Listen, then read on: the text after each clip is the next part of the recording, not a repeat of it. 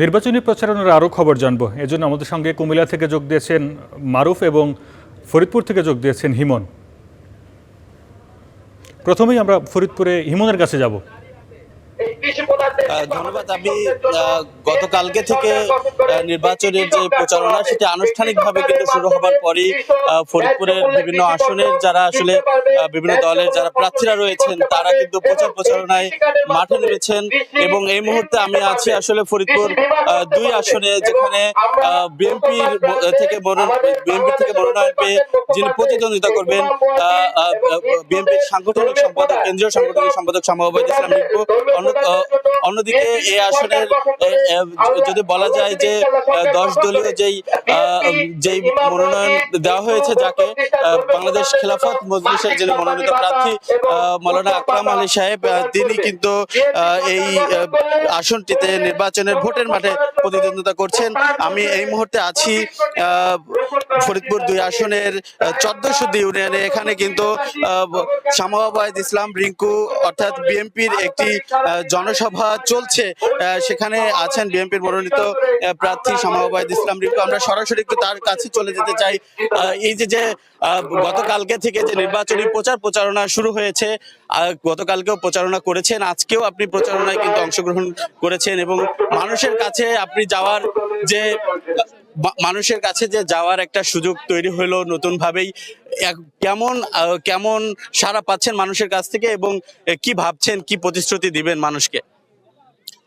আমার নির্বাচনী এলাকা নগরকান্দা সালতার মানুষ, আপামর জনতা, আমার বাবার প্রতি যে ভালোবাসা, দলের প্রতি যে ওদের আনুগত্য এবং ভালোবাসা, সেটার বহিঃপ্রকাশ ঘটছে। গত 17 বছর ধরে কিন্তু আমরা বিরোধী দলে থাকা অবস্থায়, মাঠে থাকা অবস্থায় আমরা জনগণের পাশে আছি। আমি ব্যক্তিগতভাবে আমার প্রত্যেকটি নারী পুরুষ ভাই বোনদের পাশে আমি থাকার চেষ্টা করেছি।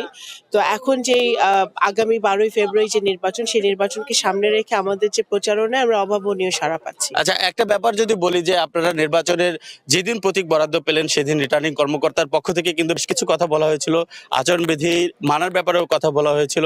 সেই জায়গাটা থেকে আপনি এবং আপনার দলের এবং আপনার সমর্থক যারা আছে তারা কিভাবে আসলে এই আচরণবিধি মানছে? আমার দলের দেখুন, নির্বাচন তো প্রথম হচ্ছে না, তো নির্বাচনের আচরণবিধি আমাদের প্রত্যেকটা নেতাকর্মী মেনে চলার চেষ্টা করছে এবং যেখানে ব্যত্যয় ঘটছে সেখানে আমার এবং দলের খুবই শক্ত নির্দেশনা আছে সবাই যেন আচরণবিধি মেনে চলে। আমার প্রতিটি বক্তৃতায় আমি একই বার্তা সবাইকে, আমাদের নেতাকর্মীদেরকে দেখছি যারা প্রচারণা করছে, যে কোনো মূল্যে সবার প্রতি সম্মান বজায় রাখতে হবে এবং নমনীয়ভাবে ভোট যেতে হবে এবং নির্বাচন কমিশনের ধন্যবাদ আপা আপনার সাথে আসলে যুক্ত হওয়ার জন্য। আমরা এই মুহূর্তে আসলে ছিলাম ফরিদপুর 2 আসন, অর্থাৎ যেখানে আসলে শামা ওবায়দ ইসলাম রিংকুর যে নির্বাচনী জনসভা সেটি চলছিল, সেখান থেকে কিন্তু সরাসরি আপনাদেরকে জানাচ্ছিলাম। আমরা এই মুহূর্তে চলে যাব কুমিল্লা, সেখানে আমাদের সহকর্মী মারুফ আছেন, মারুফের কাছে চলে যাব সেখানকার নির্বাচনের সর্বশেষ খবরাখবর জানতে। মারুফ।